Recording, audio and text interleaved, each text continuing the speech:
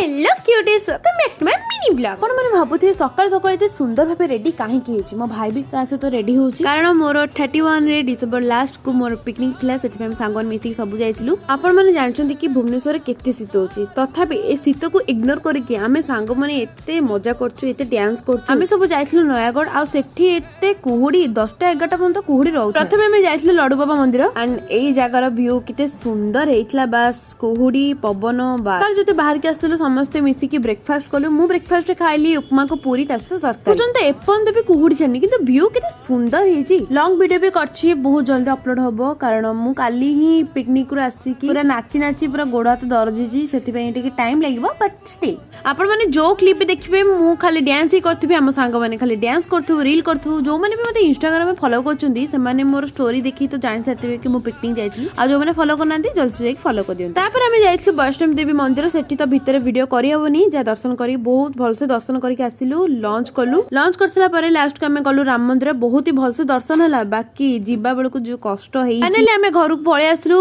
घर को आइला बहुत डांस करछु। सो वीडियो लाइक से नहीं तो करबे बाय।